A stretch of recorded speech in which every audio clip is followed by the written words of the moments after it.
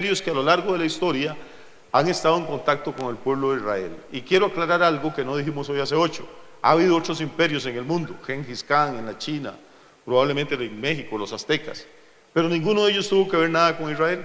Lo que se refiere a la profecía de Daniel es a los imperios que han controlado el mundo y que han afectado la vida del pueblo de Israel como pueblo escogido de Dios. Entonces Daniel da la interpretación y le dice a Nabucodonosor, ahí está más o menos la imagen que utilizamos, que esa cabeza de oro es contemporánea a ellos, es el mismo rey Nabucodonosor, es el imperio babilónico, y que cuando ese imperio pase, va a venir otro imperio, no tan poderoso como Babilonia, pero va a ser de plata, o sea, de un metal de menor calidad. Ese imperio, con sus dos brazos, es el imperio medo-persa. El rey más famoso que tuvo, el emperador más famoso, se llamó Ciro. Y luego vendría otro, ese imperio iba a pasar, le dice Daniel, y va a venir otro que es de bronce, que es justamente el imperio de Grecia, de Macedonia, que lo lideró Alejandro Magno, y que curiosamente los escudos, las armas, las espadas, las lanzas, todo lo que ellos usaban, era precisamente de bronce. Y luego que este imperio pase, le explica Daniel a Nabucodonosor, va a venir otro diferente, terrible, y va a ser de hierro, que es el más fuerte de los metales. Y este imperio va a desmenuzar y a pulverizar todo lo que toca. Y curiosamente, al final de esta historia, dice que los pies de esta estatua, la etapa final de los imperios mundiales, van a ser una mezcla rara, porque dice que es una mezcla de hierro con barro.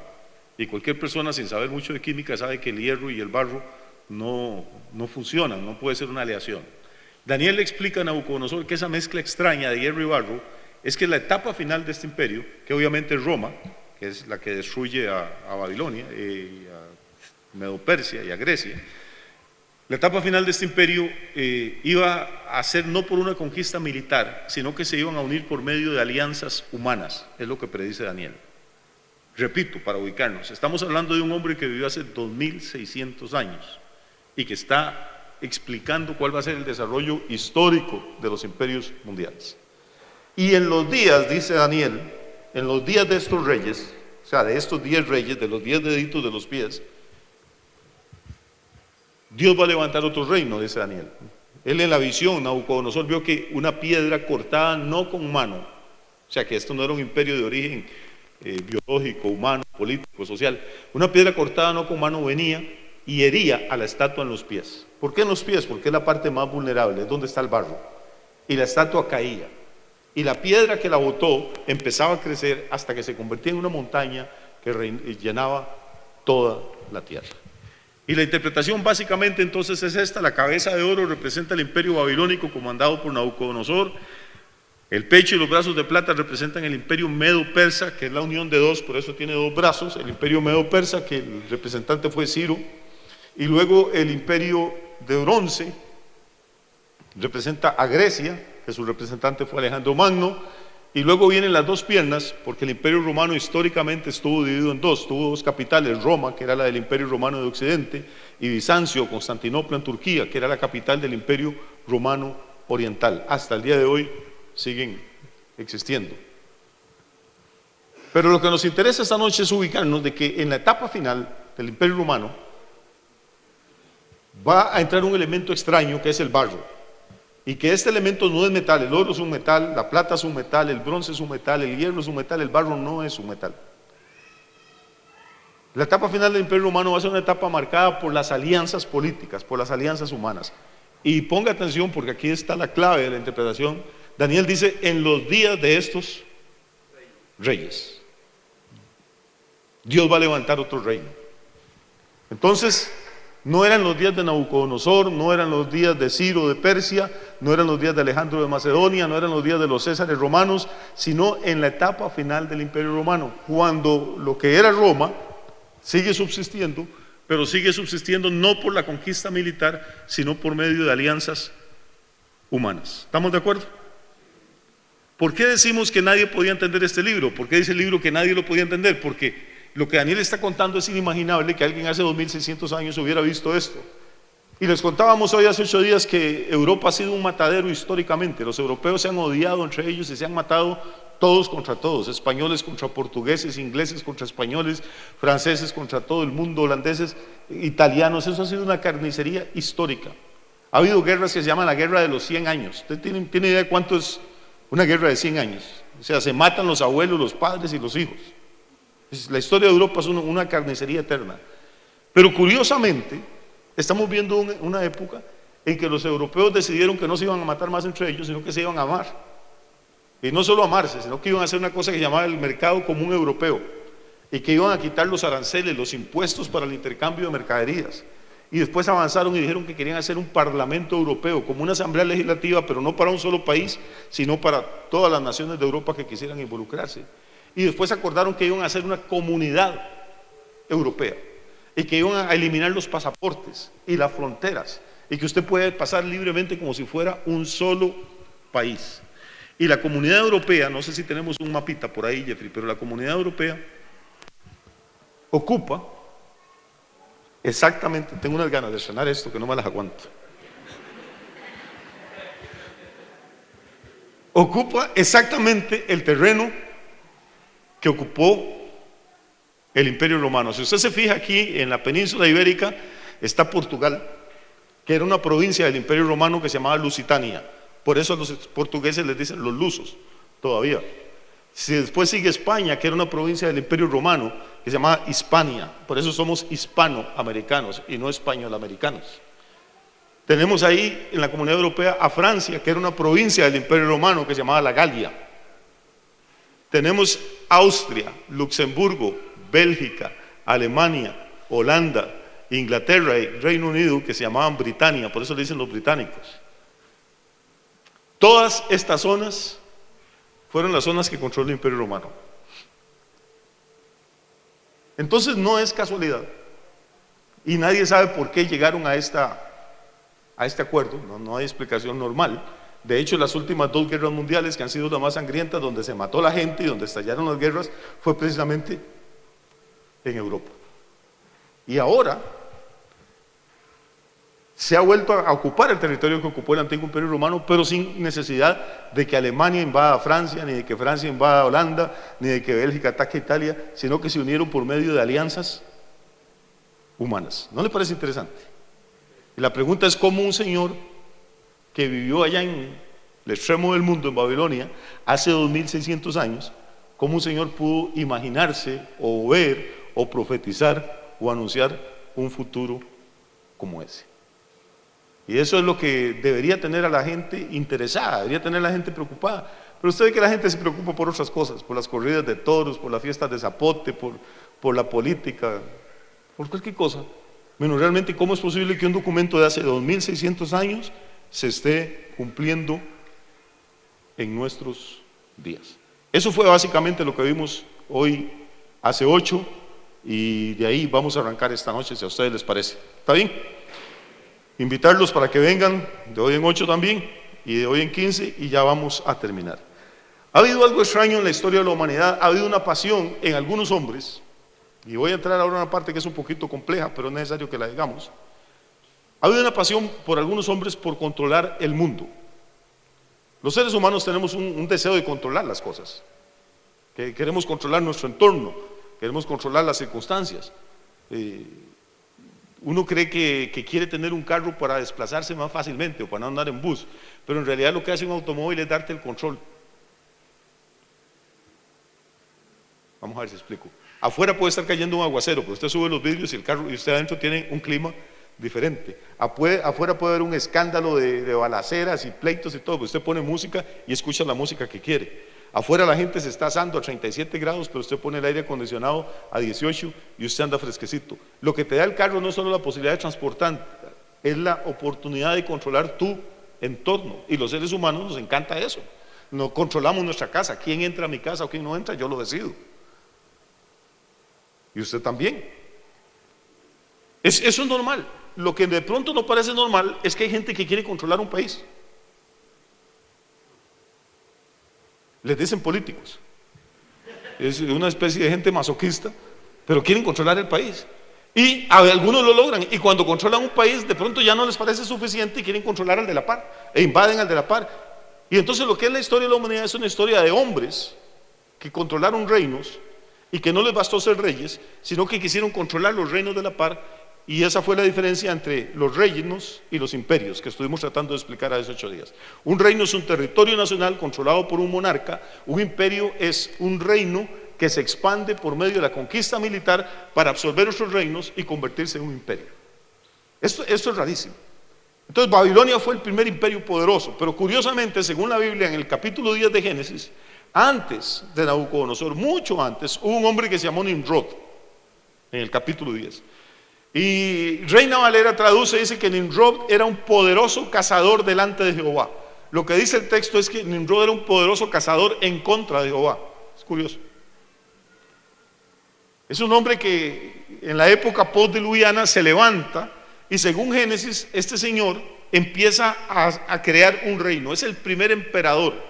Y la Biblia menciona 5 de los lugares donde este señor ejerció su dominio. No tenemos mucho tiempo para meternos en eso, pero como ustedes son gente que les gusta estudiar y para eso venimos acá, ahí les dejo el texto para que lo lean en sus casas. Es Génesis capítulo 10, versículo 8. Dice: Cus engendró a Nimrod, quien llegó a ser el primer poderoso en la tierra. Entonces este hombre Nimrod, aunque en la iglesia católica y en la evangélica no hablan mucho de él, es un tipo muy importante. ¿Por qué? Porque la Biblia dice que este fue el primer poderoso en la tierra. ¿Y por qué era poderoso? Dice versículo 9: este fue un vigoroso cazador delante de Jehová, por lo cual se dice así como Nimrod, vigoroso cazador delante de Jehová. Oiga, y fue el comienzo de su reino Babel, Erec, Akkad y Calne en la tierra de Sinar. ¿Cuál fue el comienzo del reino de Nimrod? Babel. ¿Qué es Babel? Babel significa 2 cosas. Bab es puerta, él es Dios, y también significa confusión. Entonces, este lugar de Babilonia, donde empezó toda la historia, es un lugar espiritualmente muy interesante. Babilonia viene de Babel y Babel significa la puerta del Dios, la puerta de los dioses. Hay un movimiento de cosas espirituales, de fuerzas espirituales ahí, que ahora vamos a ver que no es nuevo, que empezó desde hace miles de años. Y un señor Nimrod se levantó en esa tierra y empezó su reino en Babel, Erec, Akkad y Calne. Y de esta tierra, dice, ¿salió para dónde? De esta tierra salió para Asiria y edificó Nínive, Rehobot y Cala, Resén entre Nínive y Cala, la cual es ciudad grande. O sea, este hombre fue el primer poderoso y extendió su territorio desde Babilonia hasta Nínive, fundó ciudades, construyó el primer imperio. En realidad Nabucodonosor es como el heredero de este señor Nimrod, el heredero espiritual, el heredero político. ¿Estamos claros hasta aquí? Y uno se pregunta, los que han edificado una casa saben cómo cuesta construir una casa y lo que se sufre, y dura 20 años pagándola y luchar con los constructores y a usted le parece que no trabajan rápido. Una casa, ahora imagínense una ciudad, ahora imagínense un reino, y este hombre construye uno y se va y conquista otro y se va para otro lado y hace otro. ¿Qué mueve a una persona a hacer esto? A degollar a personas, a quemar a las ciudades de los enemigos, a violar a las mujeres, a matar a los niños, a que mueran sus propios soldados. Si ya lo tienen todos, si son reyes, ¿qué es la ambición de ir a matar a otra gente y conquistar otro reino? Hay algo extraño en esto y vamos a ir un poquito más adelante. Y la historia tiene muchos casos así. Tiene muchísimos casos. La historia, si usted lee cualquier libro de historia, la historia de la humanidad es una historia de sangre, es una historia de guerra. Quítele los conquistadores, quítele las guerras a los libros de historia y ¿qué queda? Nadie escribe sobre los buenos padres de familia, nadie escribe sobre las mujeres sufridas y buenas madres y buenas esposas. Eso no es emocionante. Nadie escribe sobre los médicos que están buscando la cura para el cáncer. Nadie escribe sobre los buenos empleados. La historia de la humanidad es como las noticias. Nadie publica buenas noticias porque no se venden. Las noticias que más venden son las malas, donde hay más muertos, donde hay más sangre. Un tipo asalta al banco y sale en la tele, en La Nación, en todo lado. Pero esa misma semana miles de personas entraron al banco a dejar plata. y nunca sale en la tele, nunca dice, mire, vino Yamil a hacer un depósito de 100,000 pesos. Porque por eso no es noticia.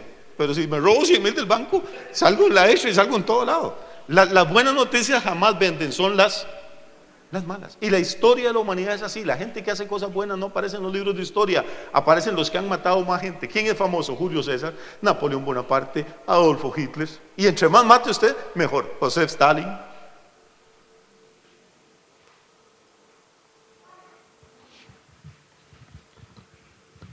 Voy a parar aquí un momentito y voy a explicarles mi teoría, que puede estar equivocada.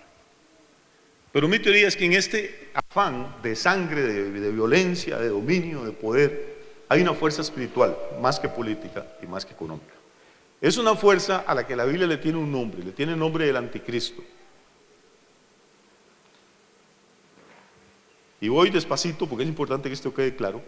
El anticristo, yo sé que todos han oído hablar y hay películas y todo, pero bíblicamente la gente tiene muy poca noción del anticristo. El anticristo en realidad es un espíritu que está operando en la tierra desde la época, por lo menos desde la época de Nimrod.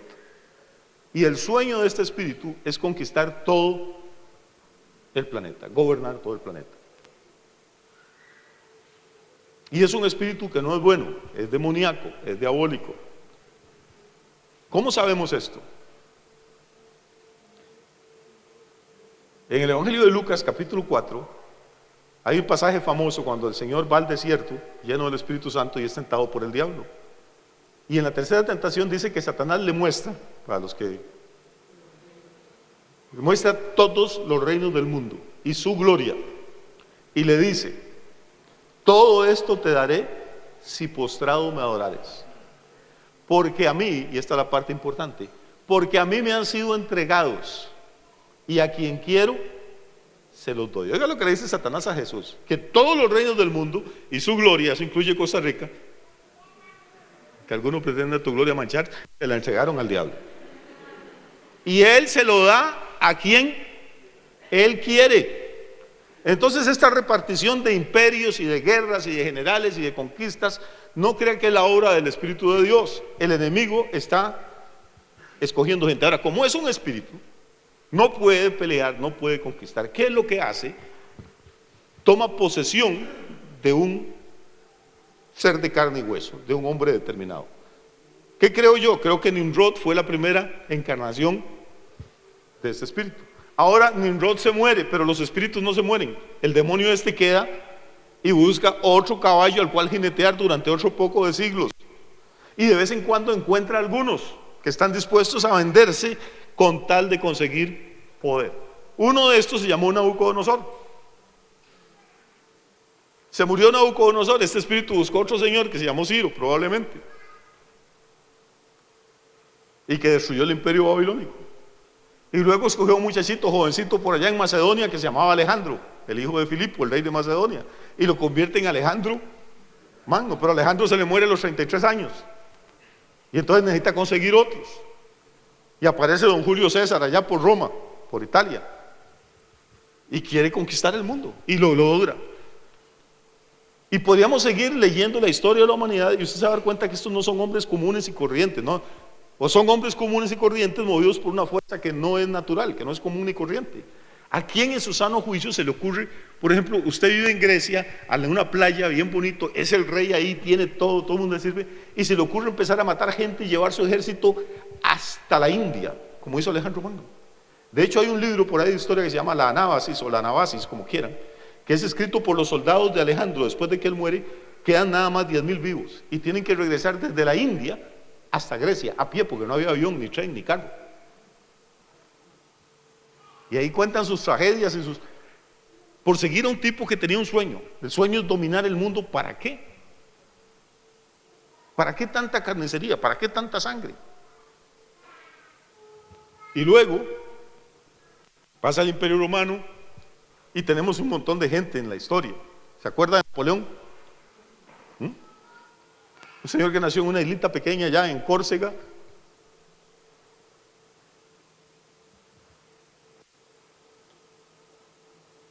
Y Napoleón se convierte en el azote de Europa. Y esto fue ayer, estamos hablando del año 1800. Ya no estamos en la época de los profetas ni nada, esto es historia moderna.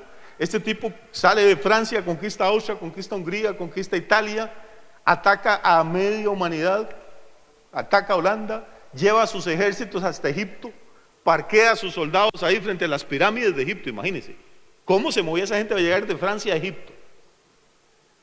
Los parquea ahí y les da un discurso famoso, les dice: soldados, desde lo alto de estas pirámides 40 siglos os contemplan.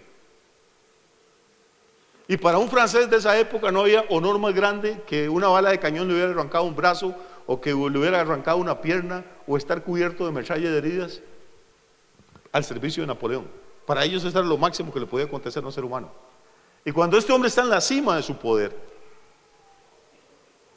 ¿me siguen o voy muy rápido? Yo puedo ir más despacio.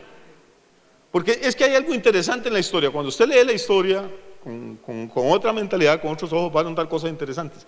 Cuando todos esos hombres están en la cima del poder, algo raro les ocurre. O cometen un error bestial, o les pasa algo. Alejandro se muere a los 33 años de edad. Napoleón, que ya tiene toda Europa bajo su control, es dueño de Holanda, es dueño de Bélgica, es dueño de Luxemburgo, de Austria, repito, lleva a sus legiones, a la Guardia Inmortal, la lleva hasta Egipto. Se le ocurre la idea más estúpida que se le puede ocurrir a un ser humano, a este tipo que era un genio. ¿Sabe qué se le ocurre? Atacar a Rusia.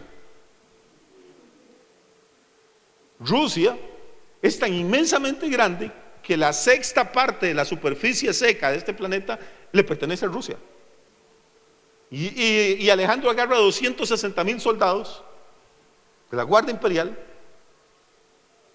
No sé si tiene idea de cuánto cuesta mover 260,000 hombres con cañones, con caballos, los carros con medicamentos, con comida, con uniformes, con municiones, con las balas, llevárselos por tierra desde Francia hasta Rusia. Y ataca a Rusia, no solo comete el error salvaje de atacar a Rusia, sino que la ataca en invierno.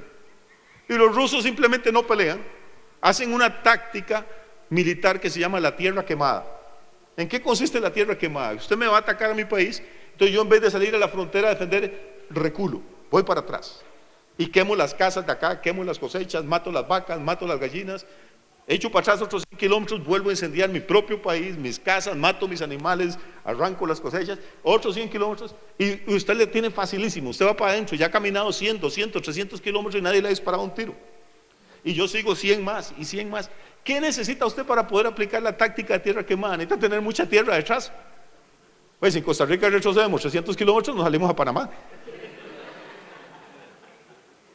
Pero Rusia son miles y miles y miles de kilómetros. Y los hombres de Napoleón van para adentro y llegan a Moscú. Y cuando llegan a Moscú, los rusos incendian Moscú. Y viene el invierno. Y empieza esta gente a morir como bestias, congelados, a morir de hambre, a comerse lo que pueden. Y los mejores soldados que el mundo había visto desde Napoleón, la Grande Armée, el ejército maravilloso de Napoleón, queda destruido en Rusia. ¿Cómo una persona tan brillante, como un general tan inteligente, como un tipo que movía ejércitos como jugar uno al ajedrez por todo el tablero de Europa, comete un error como ese?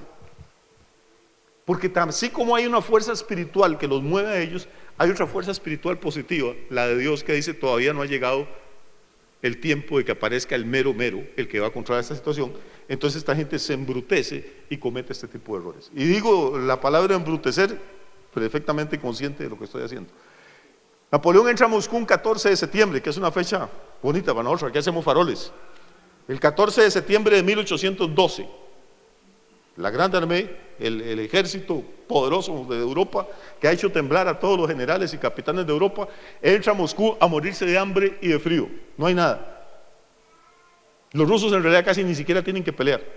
El invierno los derrota. Napoleón vuelve a Francia derrotado, y en 1815, en una batalla famosa en Waterloo, los ejércitos de Inglaterra y de Prusia lo terminan de despedazar, y ya de ahí nunca levantó cabeza después de Rusia, y muere desterrado en una isla. Después de haber sido el dueño del mundo, muere siendo nada. Alejandro fue el dueño del mundo, lloró porque no había más mundo para conquistar, y murió allá por Babilonia. Ni siquiera pudo volver a su casa. Julio César fue el dueño del mundo y murió asesinado a puñaladas. Algo les ocurre todo el tiempo, y cuando están en la cúspide del poder, se desploman a una velocidad asombrosa. Como dice alguien, suben como palmeras y bajan como cocos. ¿Por qué? Porque hay más fuerzas que las políticas y las económicas en juego, aunque la gente a veces no puede percibir esto. Y le voy a poner un ejemplo más reciente. 1936 sube al poder una cosa pequeñita, un hombrecito pequeñito, con un bigote ridículo, que parece un cepillo. Y no tiene gracia para nada. Se llama Adolfo Hitler. Y sube al poder en el país más culto de toda Europa, en Alemania. Y se la voy a poner más interesante todavía. Porque si usted le pregunta a la gente, ¿de qué nacionalidad era Adolfo Hitler? Todo el mundo grita alemán. Adolfo Hitler ni siquiera era alemán, era austriaco. ¿Y cómo toma el poder en Alemania? Nadie se lo explica. El tipo no sabe nada, no ha estudiado nada en la vida, no ha tenido un trabajo nunca en la vida y toma el poder en el país de los pianistas, de los compositores de música, de los filósofos, de los escritores, de los grandes artistas, de los grandes militares. De experiencia militar no tiene nada, fue a la Primera Guerra Mundial y lo más que llegó fue a cabo. Nunca ha mandado hombres en batalla, ni nunca ha mandado hombres en nada. Y de pronto se convierte en el dueño de Alemania. Y toda la gente que ha oído hablar de Hitler se acuerda de los judíos que mató y de las guerras, pero hermano, déjeme explicarle. A nosotros nos han contado la mitad de la historia. Hitler era un genio. Y si no él, por lo menos el tipo que lo controlaba.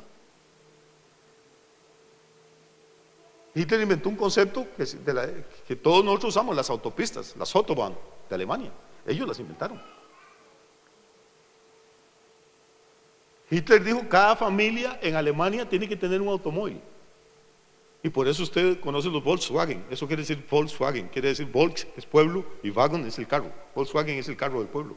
Y le dijo a un ingeniero de los mejores del mundo, a Porsche, que diseñaba carros de carrera, diseñeme un carro barato y bueno para que toda familia alemana tenga un carro. Todos los obreros de las fábricas de Alemania tenían derecho a vacaciones pagadas por el Estado, pero no como las suyas. Los montaban y los llevaban a cruceros por toda Europa. Cientos de miles de hombres. Tomó un país arruinado, en quiebre, y lo convirtió en una máquina de guerra poderosísima. Es más, creo que hasta la fecha el mundo todavía no ha visto un ejército como el ejército alemán en la época de Hitler. Y ojalá que no lo vuelva a ver. Lo que esta gente hacía era inimaginable. Y este hombrecito, repito, que nadie lo tomaba en cuenta para nada, empieza a extenderse. En el año 1935 toma un lugar donde había muchas minas de carbón y fábricas de acero que se llamaba el Sarre. Calladito se mete ahí y lo toma. En 1938 conquista su propio país, logra anexarse a Austria, a Alemania. Y una región de Checoslovaquia, una región montañosa que se llama los Sudetes. Estamos hablando de 1938. En 1939 ataca Polonia y se desata la Segunda Guerra Mundial. 1 de septiembre de 1939 ataca Polonia. Los polacos no le habían hecho nada. Entonces él mandó a algunos de sus hombres, óigame esto, soldados alemanes, para que mataran a otros soldados alemanes que estaban en la frontera con Polonia. Y poderle echarle la culpa a los polacos, y eso ya era un casus belli, ya eso era un motivo para declarar la guerra, y manda a sus tropas a Polonia. Inventa una cosa que en alemán se llama el Blitzkrieg, la guerra relámpago. Nadie había visto nunca combatir así. Y Polonia es el principio, hermano. Este hombre conquista Checoslovaquia, conquista Rumania, conquista Bulgaria, conquista Italia, conquista Grecia, conquista Noruega, conquista Bélgica, Luxemburgo, Francia. Nadie, absolutamente nadie lo puede parar. Un país pequeñito como Alemania de pronto se convierte en un ¿qué? En un imperio. Y Hitler en realidad es un emperador. Cuando está en la cima del poder, está peleando contra todo el mundo. Los ejércitos de Hitler combaten en Alemania, tiene hombres en Asia, tiene hombres en toda Europa. ¿Cómo hacen desde Alemania para mandar petróleo, medicinas, balas, barcos? Los científicos de Hitler inventan el motor jet, los aviones en los que usted deja del mundo es porque los nazis los inventaron, pero a nadie le cuentan eso. Es el primer país que tiene motores jet en los aviones, tiene jet de combate. Entonces la gente lo pone como un loco, como un endemoniado, muy súper, este fue un genio, tenía algo fuera de lo normal. Y curiosamente cuando está arriba, comete un error. ¿Adivine cuál? Decide atacar Rusia. O sea, exactamente lo que 140 años antes había hecho Napoleón Bonaparte, exactamente, sabiendo cualquier chiquito de escuela en Europa sabía lo que le había pasado a Napoleón, Hitler hace lo mismo. Y mientras se está combatiendo en Francia, en Inglaterra, en Alemania, en todo el mundo, saca miles de hombres y los manda a combatir a Rusia. Y adivine qué hacen los rusos. Los rusos se habían aprendido de la historia. Empiezan a ir para atrás y para atrás y para atrás y a practicar la tierra quemada, hasta que finalmente el invierno ruso es terrible. La temperatura puede llegar a 30, 40 grados bajo cero. Los hombres de Hitler se bajan los pantalones para defecar y caen muertos con el recto congelado. Los tanquistas van a arrancar los tanques y no pueden porque el aceite está congelado en el cárter. Tienen que encender fogatas debajo del tanque para que el aceite se derrita y poder empezar a mover la máquina. Y están a miles y miles y miles de kilómetros de Alemania. Entre más avanzan ellos, las líneas de abastecimiento se hacen más largas. No sé si me estoy explicando. O sea, se necesita más tiempo, más combustible para hacer llegar las medicinas, las municiones, los tanques de repuesto, los aviones, todo se hace y los rusos van para atrás, tienen tierra para retroceder durante años. Y Hitler no se recupera, comete el error más garrafal. Y este es el último intento histórico que hemos tenido. ¿Cuándo termina? Termina el 1 de mayo de 1845, cuando los rusos entran a Berlín y se juntan con los ejércitos de Alemania, de Estados Unidos e Inglaterra en Berlín. Queda partida la...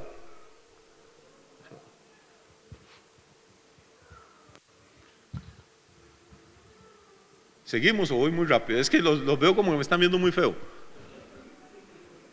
Obviamente esto es más complicado, más profundo y más detallado. Estamos dando apenas un repaso. Supongo que la mayoría conocen algo de esto, pero por lo menos para refrescarnos.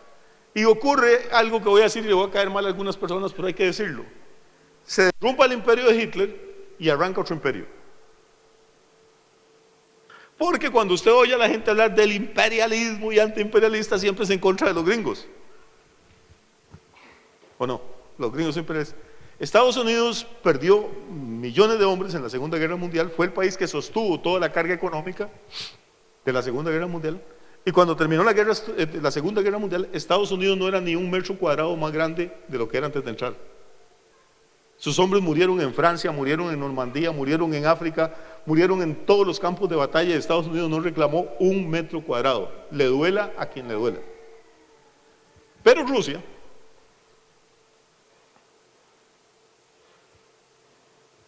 se deja parte de Polonia o toda Polonia, se deja Bulgaria, se deja Rumania, se deja Checoslovaquia y todos los países que puede. En realidad el imperio que se arma es el imperio ruso. Lo que pasa es que los camaradas jamás van a hablar del imperialismo ruso, siempre hablan del imperio americano. Y cuando algunos países tratan de liberarse, como Hungría o Checoslovaquia, quieren buscar información en internet donde quieran sobre la primavera de Praga, lo que hace Rusia es que manda sus tanques y sus tropas y mata a los que quieren liberarse del imperio. No estoy diciendo que los gringos sean buenos, nada más estoy diciendo que solo nos cuentan la mitad de la historia, y antes de emitir juicio siempre es mejor tener un balance un poquito más claro. Y de pronto tenemos estos dos gigantes, Estados Unidos en América y Rusia, el borde de Europa, que se arman hasta los dientes, que tienen armas atómicas no para matarse a ellos, sino para matar al planeta entero. Pero curiosamente Rusia no está en Europa, es una parte de Europa, pero fuerte está en Asia, y Estados Unidos no está en Europa. Entonces tenía que ocurrir algo para que pudiera cumplirse con esta profecía de Daniel, y nadie sabe cómo, nadie sabe por qué, sin disparar un tiro, cuando parece que Rusia está conquistando el mundo, ya hay países comunistas en África, hay países comunistas en Asia, China, que es el imperio, el país más grande del mundo, se vuelve comunista, Vietnam, Camboya, Laos, en África por igual, en América Latina tienen a Cuba, que es como tener un portaaviones anclado ahí en la puerta trasera de los gringos. Cuando Rusia es como el coloso del mundo, nadie sabe por qué se desborona.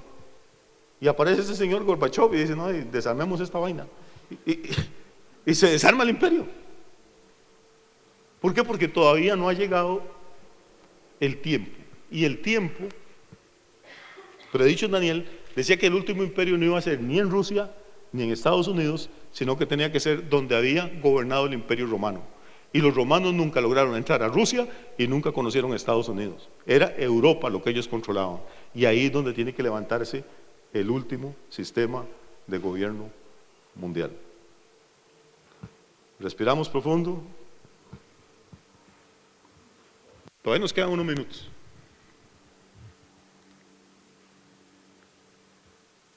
Repito, la historia tradicional, la historia secular, la historia que trata de ignorar la Biblia o de minimizarla o ridiculizarla, no puede explicar estos movimientos. Nadie sabe exactamente por qué suceden, ni cómo. Pero si uno lee la Biblia, se va a dar cuenta que Dios tiene mucho que decir a este respecto. El 1 de diciembre del año 2008, la mayoría de ustedes estaban vivos ya en esa época, hace 11 años. 1 de diciembre del año 2008. Usted puede parar a cualquier hijo de vecino en el parque y preguntarle qué pasó ese día y nadie tiene ni la menor idea. Pero ocurrió algo que nos va a afectar a todos. ¿Qué pasó el 1 de diciembre de 2008? En la capital de Portugal, precisamente Lusitania, una provincia del Imperio Romano, se reúnen embajadores diplomáticos de varios países europeos y firman un acuerdo, se llama el Acuerdo de Lisboa. Estamos hablando de apenas hace 11 años. Y ese acuerdo dice que no solo se van a quitar los aranceles, no solo va a haber, sino que los países europeos que se afilien a la Comunidad Europea van a renunciar a su soberanía nacional. O sea, van a dejar de existir como países y van a tener una soberanía supranacional. ¿Qué quiere decir supranacional? Algo más grande que una sola nación y que van a conformar algo completamente nuevo en la historia de la humanidad. Me gustaría que busquen información y los invito, de verdad, de corazón, háganlo esta semana, un ratico, 15 minutos que le queden ahí, busquen en Wikipedia, en internet, en un libro, donde quiera, y va a descubrir que políticamente la figura de la Comunidad Europea es nueva. No existía nada como esto en el planeta. ¿Por qué? Porque sí había federaciones. Vamos a ver, Estados Unidos es una federación. Son 50 estados que deciden que se van a unir para formar un país más grande. México es una federación. En realidad México se llama Estados Unidos Mexicanos. Brasil es una federación, se llaman los Estados Unidos do Brasil. Pero son estados, son provincias, cada una con su gobernador, con su presupuesto, se juntan, bueno, somos un país. Pero los países europeos es otra cosa, no son provincias, eran países establecidos, eso no había ocurrido nunca. Costa Rica tenemos el caso del partido de Nicoya, que no era un país, era un territorio que decide anexarse a Costa Rica. Lo extraño sería, por ejemplo, que Nicaragua, Honduras, Colombia y todo decidieran anexémonos a Costa Rica y quitemos las fronteras y quitemos los pasaportes, tengamos una sola moneda, el euro, que no existía. O sea, todo eso está ocurriendo en su generación, en su vida, en la mía. Pero la gente no se da cuenta de nada de esto porque pues está ocupada viendo fútbol, a ver si Saprissa le gana a la liga o como si nos importara algo, todo eso. Cochinada de partido.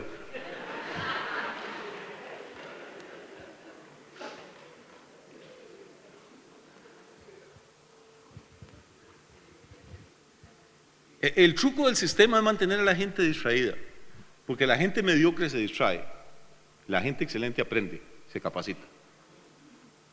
Yo creo que eso es lo que los hace excelentes a ustedes.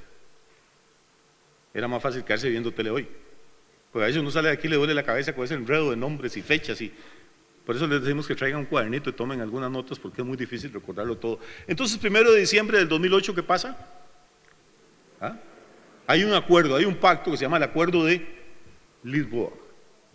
Y por primera vez estos países que se han volado espadas, lanzas, flechas, balas y bombas durante siglos, deciden quitemos las fronteras. Cualquiera de ustedes que vuela a Europa sabe que no le estoy mintiendo. Usted entra por cualquier puerto europeo, por Londres, por España, por Ámsterdam, por donde quiera entrar, y una vez que está en Europa, nadie le va a pedir papeles para nada. Cambian el idioma de los rótulos, cambian. Usted medio habla inglés y lleva un poco de euros y es bienvenido en todas partes. Antes eso ni soñarlo, ni soñarlo. Entonces, no es en vano que el libro de Daniel dice que no se iba a poder entender esta visión, ni las profecías del libro, sino hasta el final de los de los tiempos. ¿Quién se iba a imaginar hace 50 años? Más. ¿Quién se iba a imaginar hace 60 años, desde 1939 a 1945, que Europa era una carnicería con la Segunda Guerra Mundial?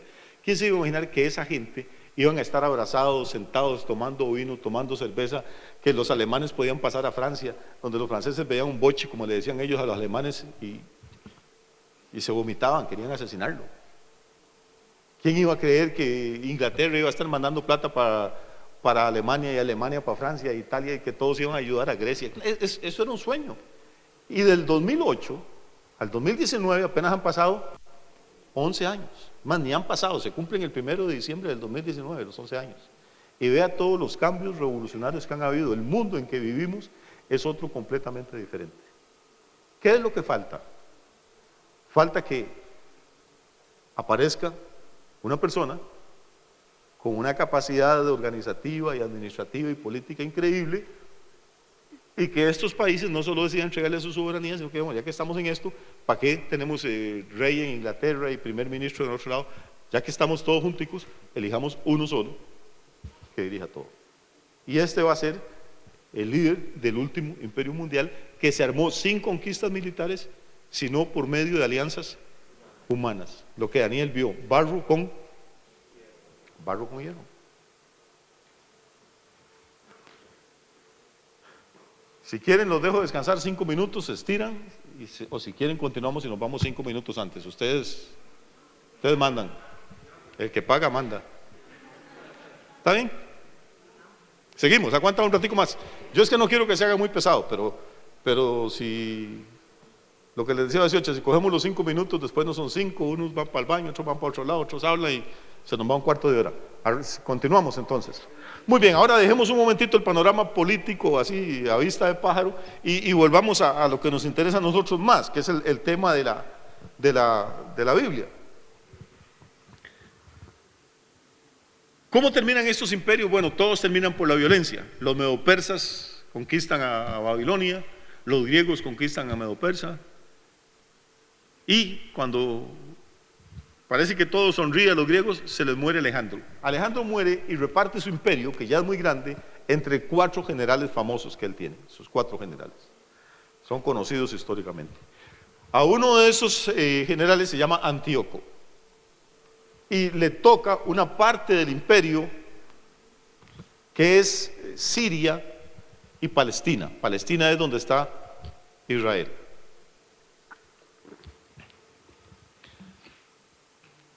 ¿De qué nacionalidad es Antíoco? Es griego. Es griego. Y él se convierte entonces en el gobernante, en el rector de toda esta zona que tiene que ver con Siria, con Palestina, los países que hoy existen, Líbano, Israel, Jordania, la misma Siria que existe todavía. Antíoco Epífanes es el que gobierna ahí.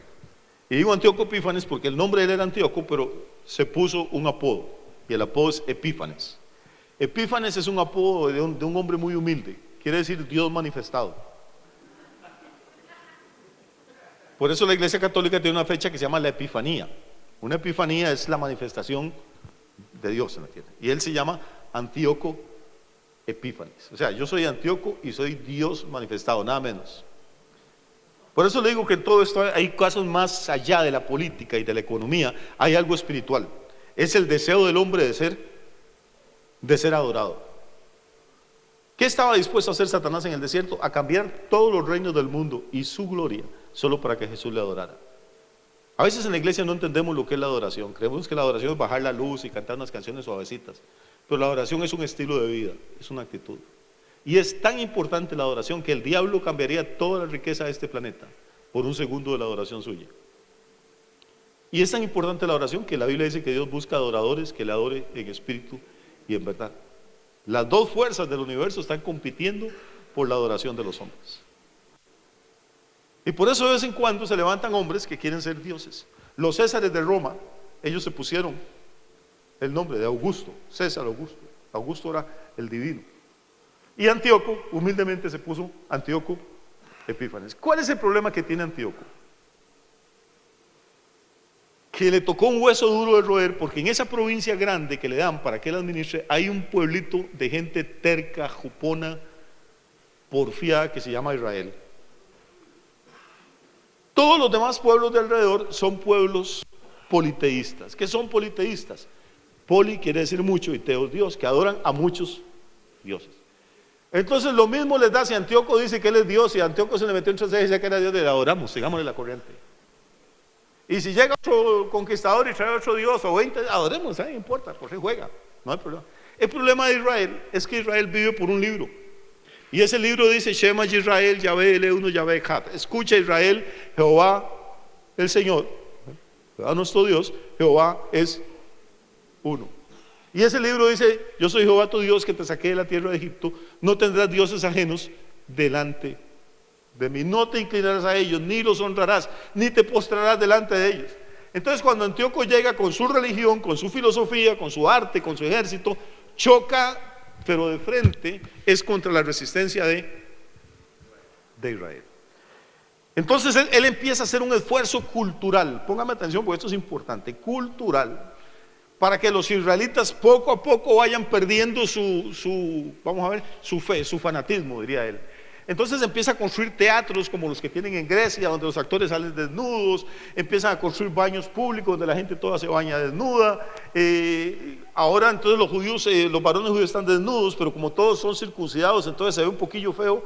Y los cirujanos, en aquella época ya había cirujanos estéticos, inventan un procedimiento para que el pene del hombre pueda volverse a ver como si no fuera circuncidado, imagínense. Y entonces se levanta una clase de judíos que empiezan poco a poco a apartarse de las tradiciones de sus padres y a aceptar la cultura griega que Antíoco Epífanes está llevando. Estos judíos se les llama helenistas, volverán a aparecer en el Nuevo Testamento, en el capítulo 6 del libro de los Hechos, pero no nos vamos a meter aquí. Es para que tengan idea de dónde salieron. Y cuando lean el Nuevo Testamento de los helenistas o de los griegos, estos son judíos que habían aceptado la imposición cultural. Por eso es un problema cuando en los países como los nuestros, hermanos, los gobiernos empiezan a legislar con respecto a cosas morales y espirituales y de todo, porque es un primer paso para lo que viene después. Cuando el pueblo de Israel se está dividiendo, se levanta un sacerdote que tiene 7 hijos varones y dirige una sublevación militar contra los griegos. La historia de esa guerra, sus hijos les dicen los macabeos, que quiere decir martillo, es un apodo, porque es un martillo contra el ejército de ocupación que mantienen los griegos en Palestina. Estos hijos mueren en combate uno tras otro, pero ahí siguen peleando, y su historia está escrita en 2 libros. En la Biblia católica aparecen, conocemos como libros, parte de los libros deuterocanónicos, que son el primer libro de los macabeos y el segundo libro de los macabeos, que nosotros creemos que no están inspirados por Dios, pero que vale la pena leerlos porque son lindísimos. Es un libro de historia que nos muestra lo que pasó en este periodo entre el Antiguo y entre el Nuevo Testamento. Ahora sí los enredé. Ok. Entonces todo esto está pasando entre el Antiguo Testamento, que se cierra con el libro de Malaquías, y el Nuevo Testamento, que abre con el libro de Mateo. En esos 400 años de periodo intertestamentario se da toda esta batalla cultural, religiosa, política, militar entre el imperio de Grecia, representado ya no por Alejandro, que está muerto, sino por uno de sus sucesores que se llama Antíoco Epífanes. Finalmente Antíoco, harto de los judíos, harto de que no quieren dejar a su Dios, hace algo espantoso. Entra, él que es gentil no tiene derecho a entrar al templo de Jerusalén. Entra al templo de Jerusalén y ofrece una ofrenda, quema incienso en el altar del incienso, quema incienso al dios Júpiter, que es el padre de los dioses en la mitología griega, pero que para los judíos es un demonio. Y no contento con eso, entra al lugar santo del templo y lleva una cerda, una chancha, una puerca, una marrana, que para la religión judía es un animal inmundo, y lo sacrifica sobre el altar del templo. Y con eso contamina el templo y lo deja inmundo. Eso fue la gota que derramó el vaso. Los judíos jamás se imaginaron una cosa como esa, y ahí sí se vuelve loco todo el mundo y se lanzan a las calles y combaten hasta que logran echar a los griegos. Poco después de eso,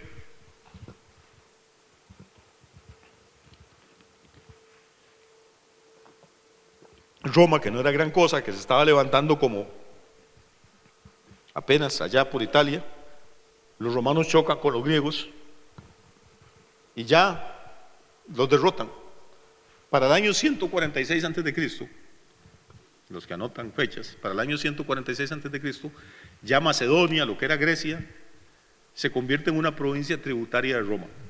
Ya están sometidos, ya no existen más como un imperio ni como un poder militar. Ahora el único poder militar que queda es Roma. Les decía hace 8 días, para refrescar la memoria nada más, que si usted lee con atención la historia de la estatua y el sueño de Nabucodonosor, que es la que nos tiene aquí, los dos primeros imperios son Babilonia y el Medo Persa. Los dos son imperios asiáticos. Y los dos últimos son Grecia y Roma, son imperios europeos. Hubo un cambio en el balance del poder en el mundo. Pasó de Asia a Europa. ¿Cuándo pasó? Cuando los griegos le quitan el poder a los medo-persas. Los que vieron la película Los 300 y podían verla ahora con esta nueva enfoque y la van a disfrutar más, y los que no la vieron vale la pena verla. Es una película, es exagerada, pero cuenta de una batalla famosa, donde un hombre que se llamó Leónidas, un líder espartano de una de las ciudades estados de Grecia, con 300 hombres le hace frente casi a 1 millón de soldados persas. Los 300 mueren. Y antes de que empiece la batalla, él se vuelve a sus hombres, y eso sí es histórico, y les dice: caballeros, esta noche cenaremos en el Hades. Ellos saben que ninguno va a salir vivo de ahí, pero ninguno va a retroceder tampoco. Y se mueren ahí para dar tiempo que el ejército griego se organice. Finalmente los persas son destruidos. Grecia toma el poder, como ya vimos, muere Alejandro, lo reparte, pero quien conquista Grecia es Roma, que también es europea. Entonces la mitad de la estatua, de la cintura para arriba, era asiática, de la cintura para abajo es europea. Y por eso la influencia nuestra no es asiática, sino que es una influencia europea. Los idiomas que hablamos, en América hablamos portugués, hablan francés en partes de América, hablamos castellano, todos son idiomas que vienen de Europa. Año 146 a.C., entonces, ¿qué pasa? Ya Grecia, Macedonia, el imperio macedónico, es una provincia tributaria de Roma. Y Roma gobierna solita, desde esa época más o menos, hasta el año 476 después de Cristo. O sea, estamos hablando de más de 6 siglos, es mucho tiempo. ¿Qué pasa en el año 476 de Cristo? El imperio romano en Europa cae. Un líder de origen, lo que hoy sería Alemania, Odoacro, llega a las puertas de Roma, los bárbaros, les decían ellos, y conquistan Roma. ¿Qué tiene que ver todo esto con nosotros? ¿Qué tiene que ver con la profecía? ¿Qué tiene que ver con los últimos tiempos? Tiene que ver mucho, y vamos a ir despacito. Porque lo que está diciendo Daniel en su libro es que en los días de estos reyes, ¿cuáles reyes? Los 10 deditos de hierro mezclado con barro, que representan la etapa final del imperio romano, porque Odoacro en el siglo V antes de Cristo conquista Roma, incendia Roma, violan a las mujeres, matan a los hombres, pero curiosamente Roma sigue funcionando y tiene que seguir funcionando hasta la segunda venida de Cristo. ¿Por qué? Porque es en los días de estos reyes, de los 10 dedos de las piernas de hierro, y las piernas de hierro representan al imperio romano de occidente y de oriente. En esos días el Dios del cielo, dice Daniel, va a levantar otro reino que no va a ser destruido ni le dará su reino nunca más a otro. O sea, se va a levantar un reino eterno, y eso nunca ha ocurrido. ¿Cuál hombre puede tener un imperio eterno? Por más poderoso que usted sea, se va a morir a los 90 o a los 95 o a los 100 o a los 200 y le va muy bien, pues se muere. Pero Daniel está hablando de un rey que va a venir y va a tomar el reino, y que ese reino va a ser eterno. ¿De quién podría estar hablando Daniel 600 años antes de que Cristo naciera? O sea, es que más claro no canta John Pepe. Es una cosa simplemente de sentarse uno y hacerle un poquito de cerebro. Les decía yo la vez pasada, de apagar uno el televisor y pedirle al Señor que lo ilumine un poquito, y usted se va a dar cuenta que hay una revelación poderosísima en todo este libro y en estas visiones. Y de hoy en 8 vamos a estar en una parte emocionantísima, ahora que puedan venir. Pero vamos a ir ahora un momentito al libro de Mateo, al Nuevo Testamento, para ir cerrando esta cuestión.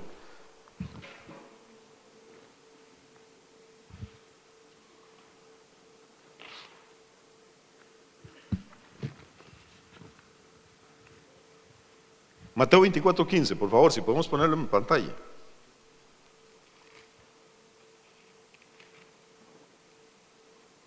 Es uno de los últimos discursos de Jesús, se llama un discurso escatológico, porque en este discurso Jesús está ya casi despidiéndose de sus discípulos y de la gente, y les cuenta algunas cosas que van a ocurrir.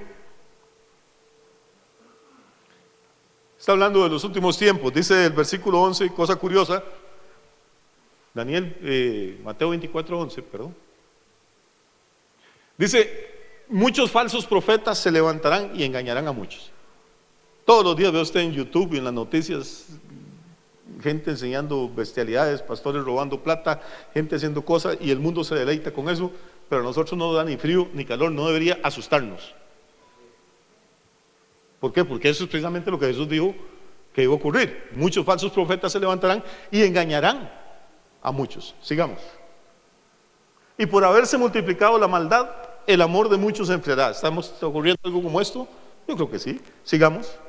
Mas el que persevere hasta el fin, este será salvo. ¿Qué más?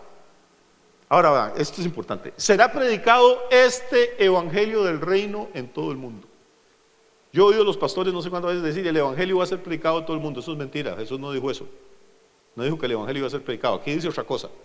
Dice, será predicado este evangelio. O sea, habría que ver de cuál estaba hablando Jesús, a ver si es lo mismo que se predica hoy en día. Y no dijo el evangelio de la iglesia, dijo el evangelio del reino. Hoy la mayoría de la gente no tiene la menor idea de lo que es el reino. Todo el mundo ve iglesias, pero no tenemos la noción de lo que es el reino, porque lo que Daniel vio no fueron iglesias, fueron reinos. Dios iba a levantar un reino que iba a crecer hasta llenar toda la tierra. Lo que pasa es que el evangélico y el católico tienen la mente centrada en iglesia. Si usted habla del reino, no tenemos la menor idea de qué es eso. Pero lo que Jesús está hablando es que será predicado este evangelio del reino en todo el mundo para testimonio a todas las naciones. O sea, tenía que haber transporte y comunicación globales, porque si no, ¿cómo se le iba a poder predicar el evangelio a los esquimales? ¿Cómo se le iba a poder predicar a los bantúes en el África? ¿Cómo se le iba a poder predicar el evangelio a los pigmeos en la Guinea Ecuatorial? Hoy yo creo que podemos decir casi que con toda certeza que no hay un pueblo en este planeta que no haya sido alcanzado con el evangelio. Es la primera generación. Antes de esto no se podía. Antes de esto, si usted quería ir de misionero al África, primero tenía que tomar un barco que podía esperar 3 o 6 meses a que el barco llegara a Punta Arenas o a Limón y tomarlo, y eran otros 3 o 4 meses y el barco no se hundía para llegar allá, y después se le iban 2 o 4, 5 o 6 años aprendiendo el idioma, y si no lo mataban o no se lo comían. Ahora simplemente esto que estamos haciendo aquí esta noche lo pueden estar viendo. La semana pasada me escribieron de Escocia. Nunca ha habido una generación que pueda hacer lo que Jesús dijo: alcanzar al mundo entero, a todos los pueblos, a todas las razas, a todas las naciones. Dice, y entonces, o sea, no antes, vendrá el fin. ¿Sí? Hay gente que anda profetizando el fin del mundo a cada rato, y cada temblor dicen aleluya, ya viene Cristo. Eso es pura ignorancia.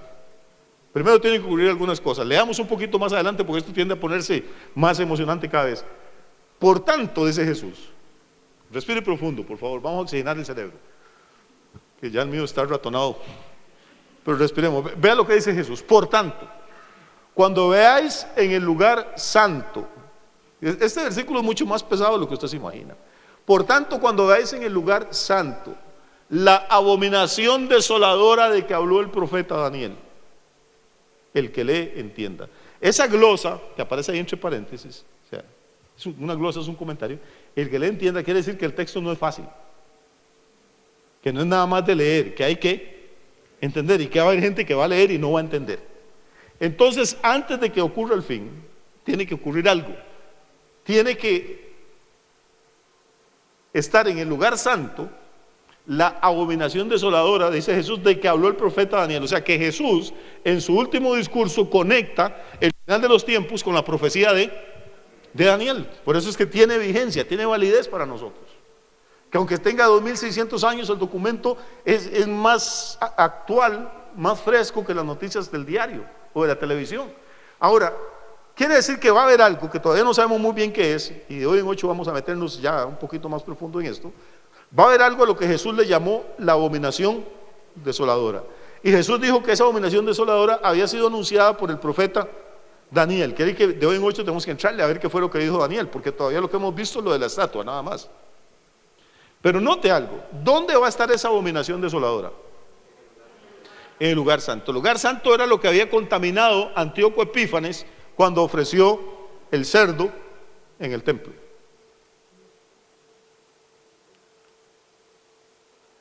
Y el lugar santo es una parte del templo de Jerusalén. Y lamentablemente en este momento no hay templo. Desde el año 70 después de Cristo, una de las cosas que hizo el Imperio Romano, Tito Flavio Vespasiano, que fue un general que después llegó a ser emperador, destruyó las murallas de Jerusalén, destruyó Jerusalén e incendiaron el templo. No me quiero meter en esto, pero busque para que vea cómo se va a enriquecer. Esto es nada más como para abrir las boquillas, para que usted... Curiosamente, el día que los romanos incendian el templo de Jerusalén en el año 70, es exactamente el mismo día, el 2 del mes de Adar de los hebreos, en que los babilonios destruyeron el templo la primera vez. Pero no tiene mucho que ver con lo nuestro, nada más para que lo tengan ahí. Quiere decir que en este momento no hay templo. Y para que se pueda establecer algo que se llama la abominación desoladora en el lugar santo, tiene que haber un templo que tenga un lugar santo, si no, es de lógica. Entonces, una de las cosas que tiene que ocurrir es que lo que fue el templo de Jerusalén, lo que fue el templo que Epífanes contaminó, tiene que ser reconstruido, tiene que ser reedificado. Le guste a quien le guste, se oponga a quien se oponga, eso va a ocurrir. Y no sé si ustedes saben, pero en este momento en Israel hay generaciones de niños que están siendo entrenados para ser los Cohen, los sacerdotes del futuro templo. Hace ya muchos años, los empresarios y los millonarios de Israel de todo el mundo dijeron: ya tenemos todo el oro que se necesita para reconstruir el templo de Jerusalén, tenemos todos los materiales.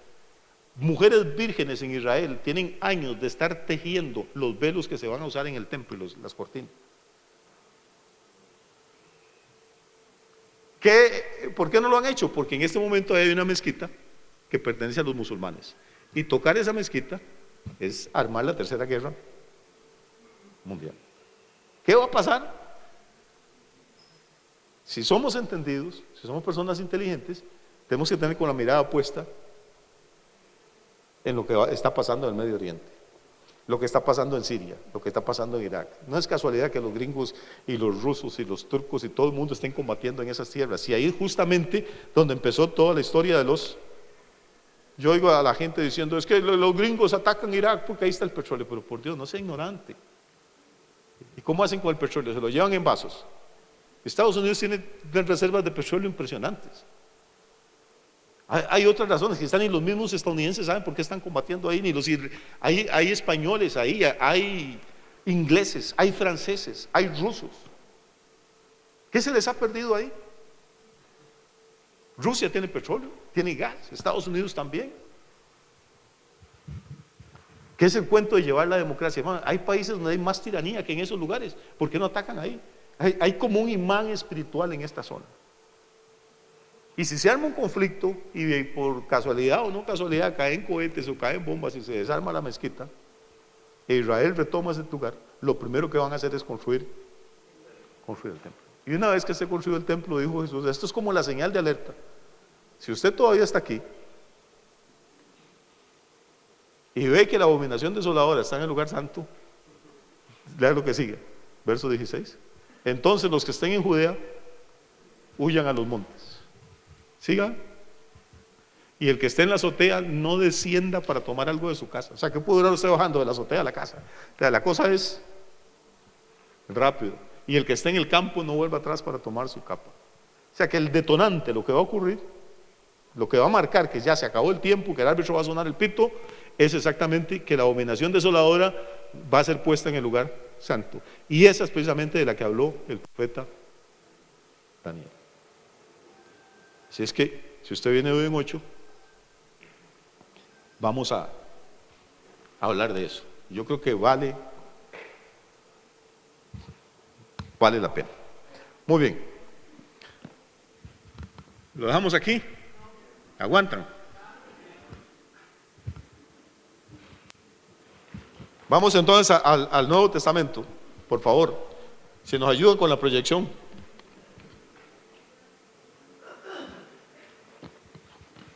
La segunda carta del apóstol Pablo a la iglesia en Tesalónica. Segunda a los tesalonicenses, el capítulo 2, por favor.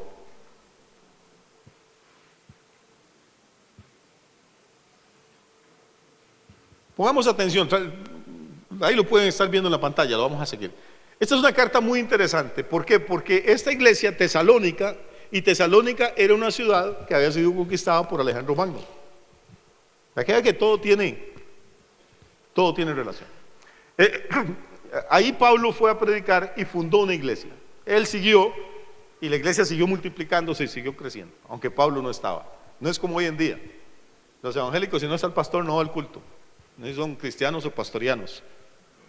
Pero la gente que se convertía de verdad no se convertía a Pablo, se convertía a Cristo.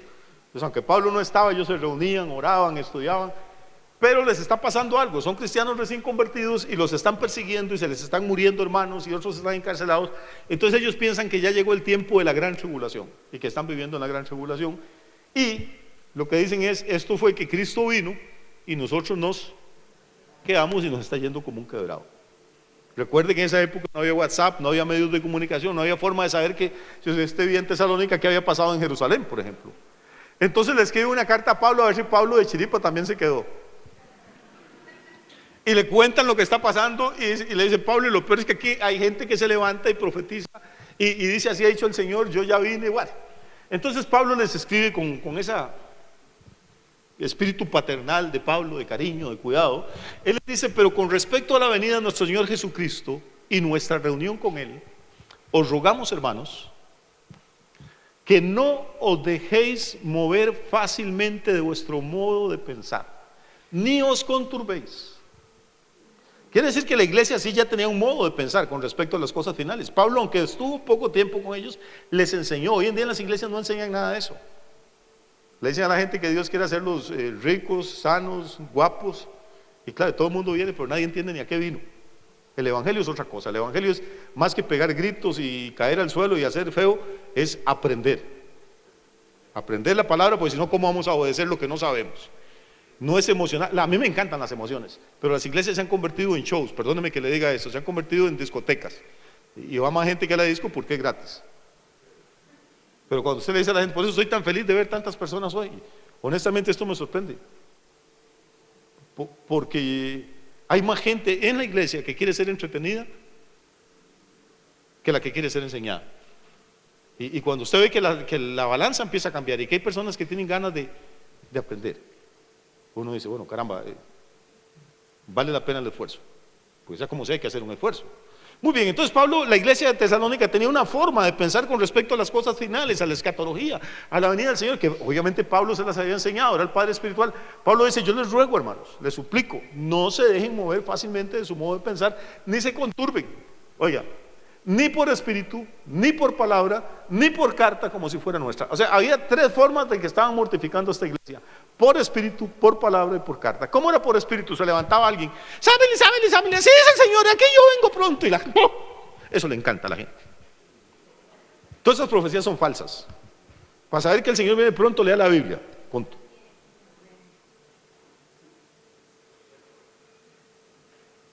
Todas esas profecías que dicen aquí, así es el Señor, vengo pronto, son mentira. Como tengo un día que darle cuentas a Dios de esto, lo puedo decir con toda confianza, son mentiras. Para eso tiene la Biblia. La Biblia dice aquí, yo vengo pronto, punto. Cuando lee la Biblia no cae al suelo llorando ni pide perdón, pero cuando levanta un loco por ahí hablando, se tiran de rodillas.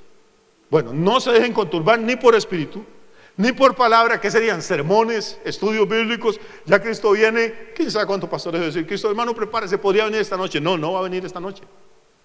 ¿Por qué? Porque todavía faltan cosas que la misma palabra dice que faltan, ¿o no?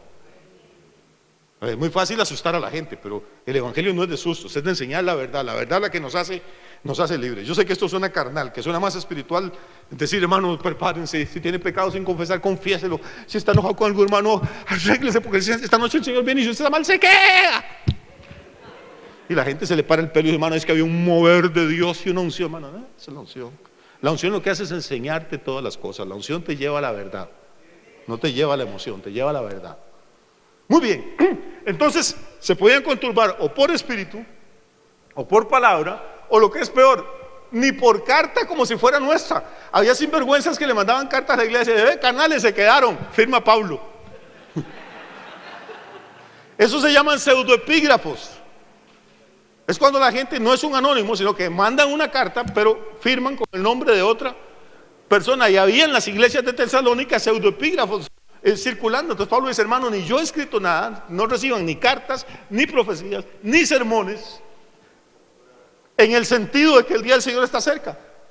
Pablo era igual de carnal que yo. No las reciban, no crean. Dice, ¿por qué? Dice, nadie os engañe en ninguna manera, porque ¿qué? ¿Perdón? Eso es contrario a lo que vemos hoy en día en las iglesias en todo lado. Dice, porque no vendrá sin que antes venga la apostasía. Yo estoy harto, hermano, de oír gente predicando del avivamiento que viene y las cosechas de almas. Perdóneme, ¿dónde dice la Biblia eso? Lo que dice no es que un montón de gente del mundo va a venir a la iglesia, es que un montón de gente de la iglesia se va a ir al mundo.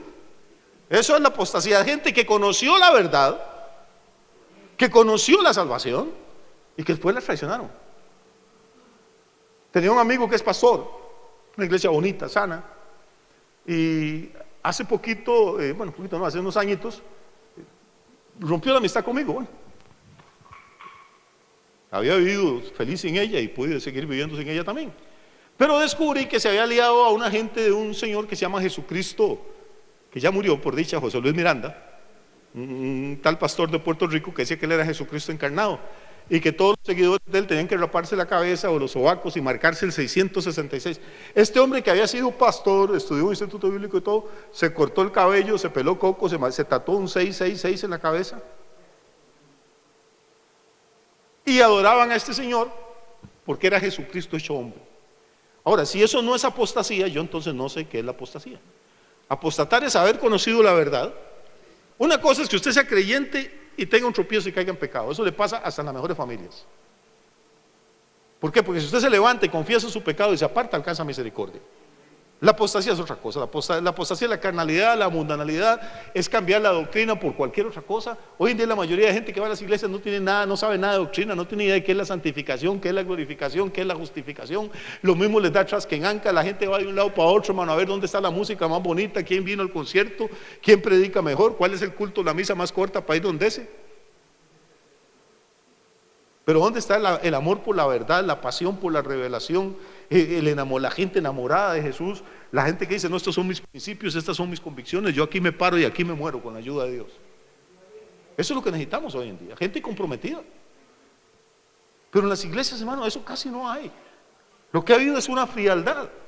Pero ya me estoy saliendo del canasto.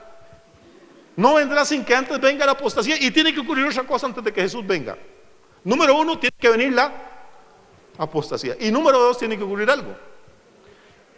Tiene que manifestarse el hombre de pecado. No el hombre pecador. Aquí no está hablando de cualquier hijo vecino, porque pecadores somos todos. Este hombre no solo es que es pecador, es que es el hombre. Es como si agarráramos los pecados de todo el mundo, desde Adán y Caín y toda esa gente, los echáramos en un tarro, los millones de hombres y mujeres que hemos vivido aquí y que hemos pecado, machacáramos todo eso y sacáramos la esencia y se la metiéramos a una persona adentro. Eso va a hacer este Señor. No es un hombre pecador, porque eso cualquiera de nosotros calificaría. Es el hombre de pecado, que es otra cosa completamente diferente. Y tan es así que Pablo no solo le llama al hombre de pecado, le llama el hijo de perdición. Antes de que el Señor regrese, lo que está diciendo Pablo, no se dejen engañar, no se dejen mover, ni por espíritu, ni por palabra, ni por carta que se hace pasar como si fuera de nosotros, en el sentido de que el día del Señor está cerca, porque no vendrá sin que antes venga la apostasía y se manifieste el hombre de pecado, el hijo de perdición. ¿Cómo van a saber la gente quién es ese hombre de pecado? Porque no es que anda con una camiseta que dice yo soy el hombre de pecado. ¿Cómo sabe uno que para identificarlo? Vamos a ver qué dice el versículo 5. Perdón, 4, el cual se opone, o sea, el hombre de pecado, el hijo de perdición, se opone y se levanta contra todo lo que se llama Dios o es objeto de culto. Es curioso ver el clima cultural que tenemos ahorita en nuestro país. Recuerde lo que hacía Antíoco Epífanes: antes de dar el golpe, primero se trata de cambiar la cuestión cultural. Dios está pasado de moda. Si usted dice Dios ahora, la gente lo vuelve a ver raro. Antes uno no salía de la casa sin que la mamá le dijera que Dios lo acompañe. Ahora ya eso es...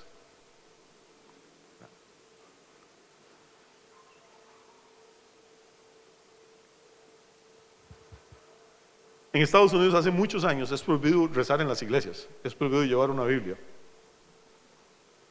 Acaban de levantar un monumento a Satanás, no sé si ustedes vieron en los Estados Unidos una estatua impresionante que costó cientos de miles de dólares, pero es prohibido hacer un monumento a la Biblia. O sea, el clima cultural va cambiando y la gente, sin que nos demos cuenta, estamos entrando a un sistema que se opone y se levanta contra todo lo que es objeto de culto. Si usted publica algo contra las lesbianas, contra los gays, contra los transexuales, hermano, le cae encima, pero publique algo contra los pastores, ladrones, sinvergüenzas, sátiros, y verá usted que eso es una maravilla, como entra la gente aprendiendo, sí, yo soy ladrones, todos son iguales, aunque nunca han puesto un pie en una iglesia evangélica. ¿O no es así? O sea, el clima dio, con la tortilla se dio la vuelta por completo. Ahora, este señor se opone y se levanta contra todo lo que se llama Dios o es objeto de culto, tanto que se sienta en el templo de Dios como Dios, haciéndose pasar por Dios. ¿Dónde se sienta? Ahora vamos despacio. Vamos despacio, me quedan 5 minutos. Voy a decirle algo que tal vez le extrañe. En ese planeta solamente ha existido un templo, y solamente existe un templo. Todo lo demás, catedrales, Notre Dame, París, Canterbury, las grandes catedrales, los grandes edificios, no son nada, son galerones. Yo he dicho eso no sé cuántas veces, y hay gente que se ha ido de esta iglesia molesta conmigo, pues digo, hermano, entiéndame, esto no es un templo, esto es un galerón. Hoy hay silla aquí, mañana pueden jugar un partido de fútbol 5. Esto no tiene ninguna santidad. Este lugar es santo mientras los santos están aquí. Cuando se van, es un galerón vacío, punto. Pero la gente religiosa, ¿cómo es posible? La gente santifica todo, hasta los cementerios llenos de huesos y podredumbre le dicen el camposanto.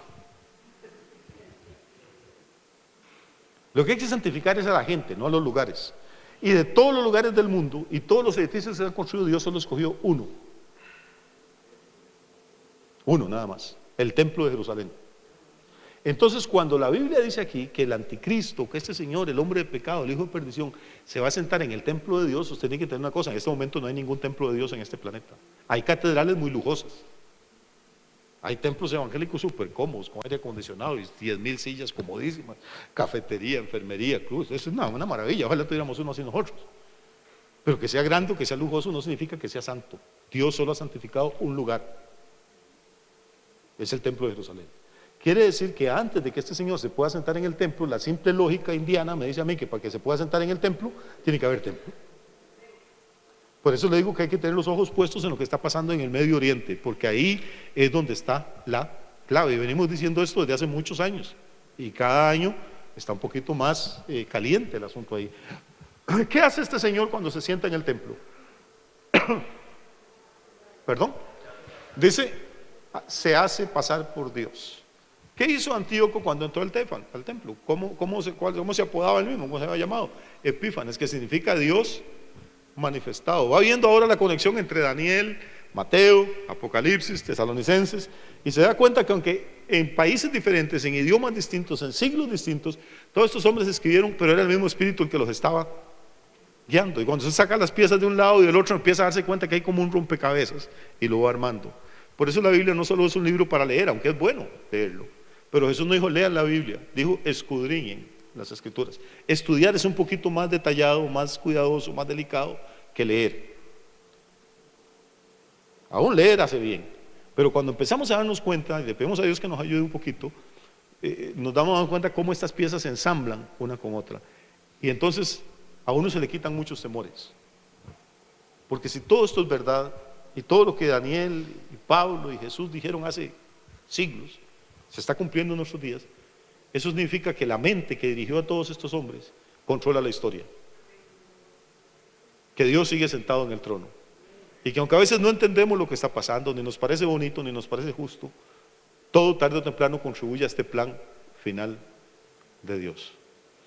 Y uno a veces pues se asusta por uno, por los hijos, se preocupa, ¿qué va a pasar con mis nietos? ¿A dónde va el mundo?